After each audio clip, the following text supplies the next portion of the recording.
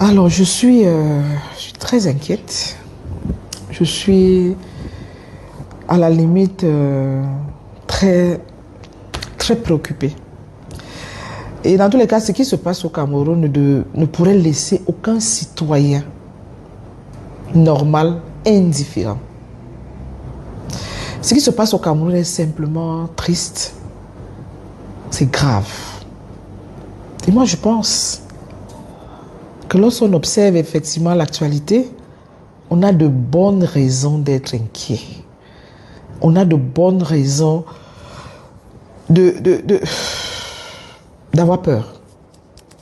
Comment pouvez-vous imaginer qu'on ait 81 manifestations de candidature au poste de président de la République? Comment c'est possible? Comment c'est envisageable? Mais en fait, c'est révélateur de graves dysfonctionnements du point de vue de la gouvernance. Parce que comment pouvez-vous imaginer que l'une des conditions pour être candidat, c'est d'avoir au moins 35 ans. Et puis vous avez quand même un individu qui se lève, qui a 31 ans, qui va déposer sa candidature. Et puis, plus est, la candidature est reçue. Comment? La norme ne dit plus rien à personne. Seulement la norme, la conformité. Et ça, je le décris depuis toujours. Les mandats sont violés, on a 40 ans au poste, 43 ans, 25 ans, et tout ça ne dit rien à personne, ça ne fait peur à personne. Et dans tous les cas, ça se répercute dans tous les secteurs. Ce n'est pas simplement un secteur isolé. Voilà un cas triste. Comment pouvez-vous imaginer que vous ayez des partis politiques et 2 candidats, 3 candidats à date, qu'on ait même à tergiverser ou à se poser la question de savoir un parti a dit qui est son président ou qui sont les instances qui sont les membres qui sont au niveau du management de ce parti. Comment peut-on imaginer que même les diligences juridiques ne puissent pas nous permettre d'éviter ce type de désordre? Comment pouvons-nous imaginer que même si vous avez une candidature indépendante, qu'on ne puisse pas s'assurer que vous avez les 300 signatures avant même de prendre. Il y a des conditions qui ne sont pas à la limite négociables. On appelle ça du non négociable. Donc, nous avons une norme qui n'est pas respectée par l'individu, donc violation individuelle. Ensuite, au plan institutionnel, on nous dit quand même que les dossiers ont été reçus. Violation institutionnelle. Même s'il faut engager le contentieux, c'est quand même pas sur des conditions non négociables. C'est comme être camerounais. On dit, vous devez être camerounais pour être candidat. Et puis on essaie encore d'hésiter. Non, vous ne l'êtes pas, vous n'êtes pas candidat. Et le dossier n'est même pas reçu. Ça fait partie des conditions non négociables. C'est simplement la preuve qu'en fait, on a de réels problèmes de gouvernance. Et vraiment, j'ai très peur.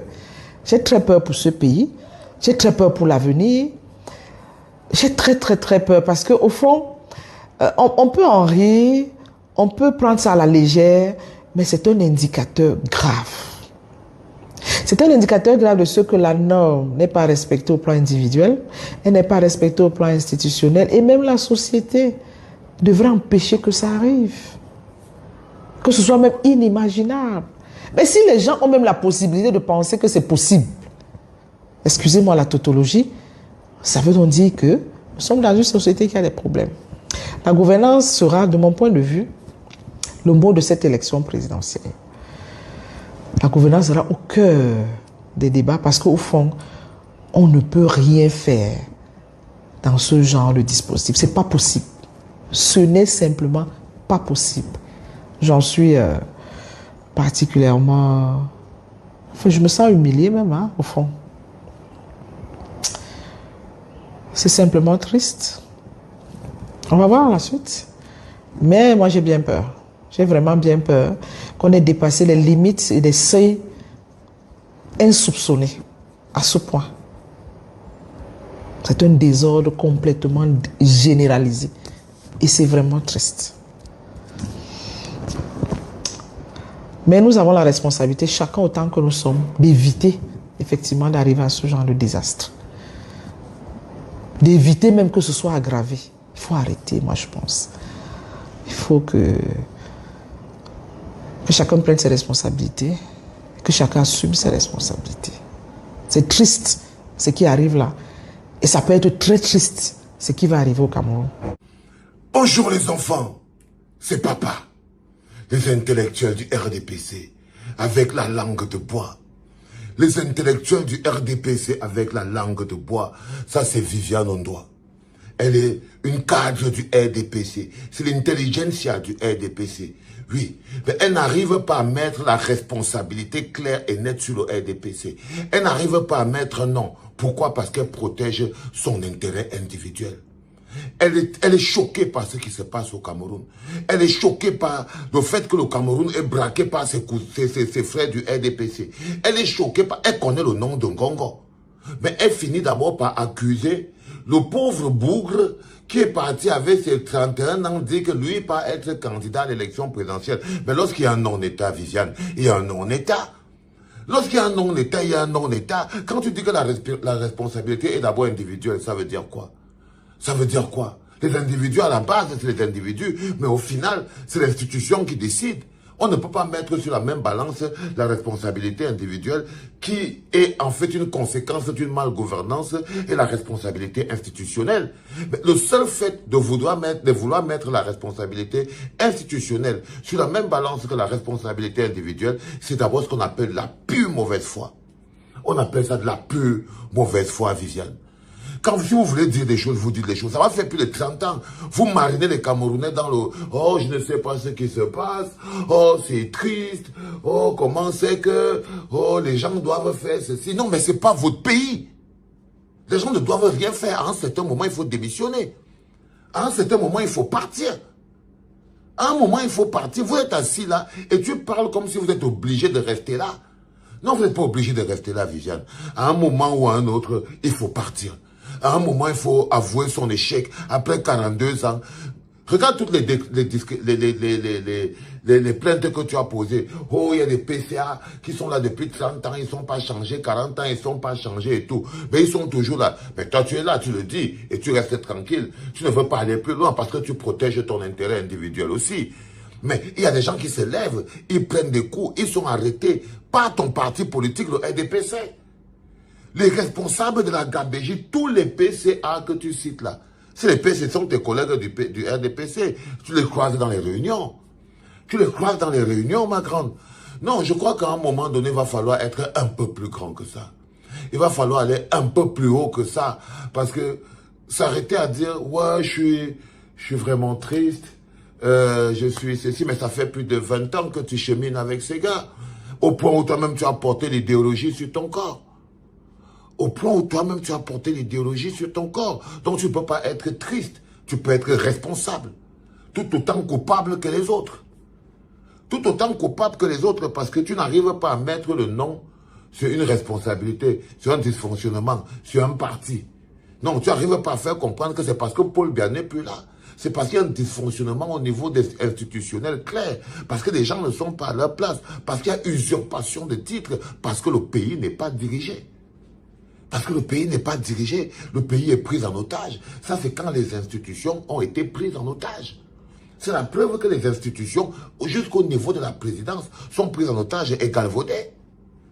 Et galvaudées parce que le pays est géré par quelqu'un qui ne connaît pas ce que c'est qu'être le président d'une république.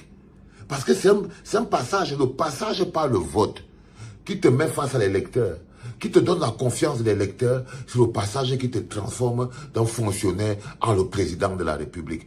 Quand tu prends un fonctionnaire, tu le fais président de la République. Viviane, c'est pour qu'il fasse quoi? C'est pour que son cerveau bug. C'est pour que son cerveau bug. Et c'est ça votre problème à l'intérieur. Vous les jeunes, progressistes, intellectuels du RDPC, vous n'arrivez pas à vous émanciper de la survie individuelle. Ce qui te fait manger la bouche en ce moment-là, oh vraiment, patati, c'est la survie individuelle. Parce que tu ne veux pas avoir des problèmes individuellement. Parce que tu ne veux pas qu'on te tape dans ton travail. Parce que tu ne veux pas que les membres du parti, parce que tu ne veux pas, parce que tu ne veux pas. Donc, ce n'est que la survie individuelle. Et c'est ça le principal problème qu'on a avec les forces que on pourrait attendre d'un parti comme le RDPC. Et il n'y a pas que de mauvais boucles là-bas. Il y a plein de gens comme toi dans le RDPC qui sont choqués par ce qui se passe, qui sont choqués par l'attitude de vos camarades du parti. Mais qu'est-ce qui les fait fermer leur bouche et rester là? Et quand ils viennent sur les plateaux de télévision, ils font la langue de bois. Bah, c'est l'intérêt individuel.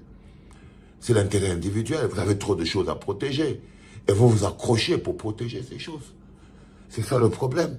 Non, tu pourrais démissionner, tu pourrais indexer les responsabilités, tu pourrais prendre une responsabilité beaucoup plus grande. Mais tu n'as pas à mettre le citoyen, la responsabilité individuelle du citoyen qui est abandonné, qui est une fabrication de la gouvernance et la responsabilité institutionnelle. C'est de la pure mauvaise foi. C'est de la pure mauvaise foi, ma grande. Non, non, non, soyez un peu plus honnête, soyez plus tranquille. Là, tu étais invité au premier podcast de la clinique à cause de la place que tu occupes dans le cercle des intelligentsias du RDPC.